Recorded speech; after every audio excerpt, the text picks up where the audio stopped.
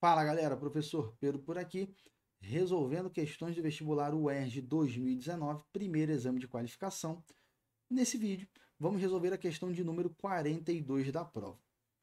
Macromoléculas polares são capazes de atravessar a membrana plasmática celular, passando do meio externo para o meio interno da célula.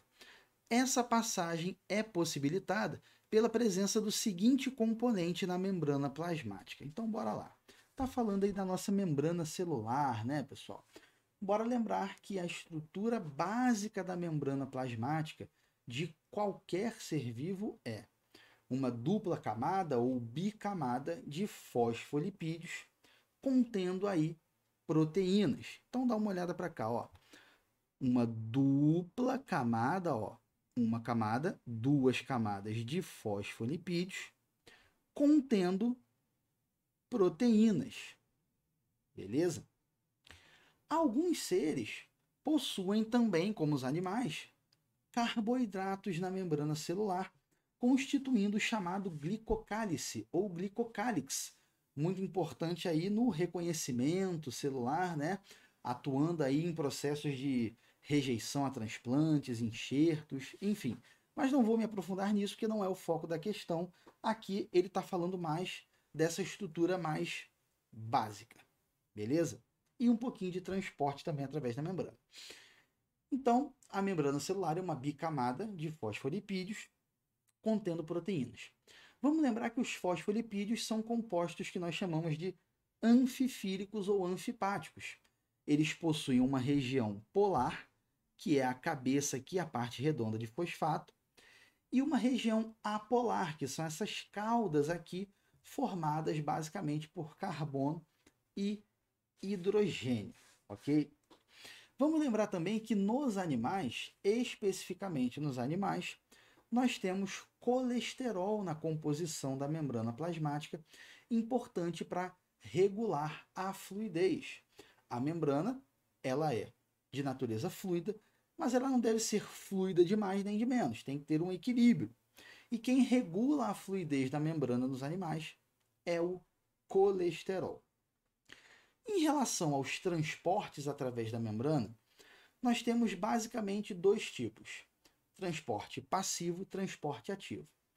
No transporte passivo, nós vamos ter o transporte de soluto a favor do gradiente de concentração, ou seja, o soluto ele vai de onde tem mais dele para onde tem menos. E como isso seria, digamos assim, uma ordem natural de acontecer, né? Não ocorre gasto de energia. Então, o transporte passivo, ele ocorre a favor do gradiente de concentração, ou seja, o soluto vai de onde tem mais para onde tem menos, e não ocorre gasto de energia, não há gasto de ATP. Transporte ativo é exatamente o contrário, beleza? No transporte ativo ocorre a passagem do soluto contra o gradiente de concentração, ou seja, vai de onde tem menos para onde já tem mais. E para que isso aconteça, tem que forçar uma barra. E forçar essa barra, digamos assim, significa gasto de ATP, gasto de energia. Tipos básicos aí de transporte passivo: difusão simples, que é a passagem do soluto a favor do gradiente de concentração, ó, diretamente através da membrana, diretamente através da bicamada de fosfolipídios. Exemplo disso: passagem de oxigênio entrando na célula, passagem de gás carbônico saindo na célula. Oxigênio e gás carbônico, nós podemos até dizer que são gases lipossolúveis. Se dissolvem ali nos lipídios, nos fosfolipídios da bicamada, tá? Por isso nós falamos que eles são gases lipossolúveis, beleza? São moléculas apolares, ambas, e conseguem passar diretamente através da membrana, através da bicamada fosfolipídica, tá? Então, transporte passivo do tipo difusão simples. Agora, nem tudo que passa por transporte passivo, né? Nem tudo que passa por difusão consegue atravessar diretamente a bicamada fosfolipídica, como aí alguns íons, aminoácidos, algumas proteínas, como ele está citando, enfim. O que não passa diretamente pela bicamada de fosfolipídios, mas ainda assim passa de forma passiva a favor do gradiente de concentração, passa através de um transporte que nós chamamos de difusão facilitada.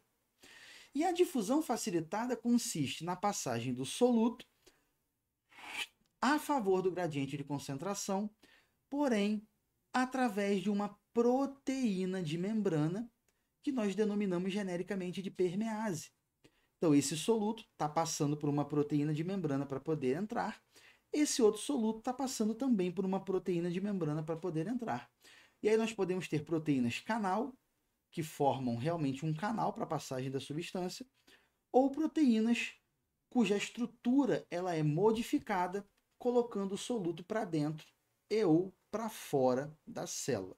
Fato é que difusão facilitada consiste na passagem de soluto a favor do gradiente de concentração, porém por intermédio de uma proteína de membrana chamada de permease. E já o exemplo clássico de transporte ativo, galera, é a bomba de sódio e potássio. Lembra que a bomba de sódio e potássio bombeia contra os seus gradientes de concentração, obviamente sódio e potássio, né? A bomba de sódio e potássio, a cada ciclo dela, bombeia 1, 2, 3 íons Na+, ou seja, sódio para fora, 1, 2 íons K+, ou seja, 2 íons potássio para dentro da célula. Tranquilo?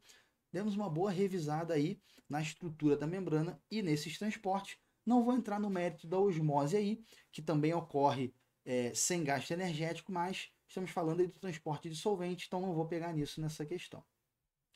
Então essa passagem, galera, de algumas macromoléculas que são polares, o gás carbônico e o oxigênio passavam direto pela bicamada justamente por serem apolares. Então uma molécula que é polar não vai conseguir passar direto, mas ainda assim ela pode passar. E ela vai passar graças às permeases, que são as proteínas da membrana. Beleza, galera? Açúcares. Quando tem carboidrato lá ligado na forma de glicoproteínas ou glicolipídios, está formando o glicocálix. Show? Triglicerídeos, galera, nós armazenamos, é o que nós armazenamos lá no tecido adiposo, tá? E o colesterol, ele serve não para transporte dessas substâncias, mas para regular a fluidez da membrana. Beleza? Gabarito aí, letra B, proteína. Vamos ficando por aqui em mais esse vídeo. Espero que tenham entendido, espero que tenham gostado de mais essa resolução. E claro, não deixe de se inscrever no canal, ativar o sininho, deixar seu like, o seu comentário. E, tendo qualquer dúvida, é só falar. Um forte abraço. Te vejo na próxima.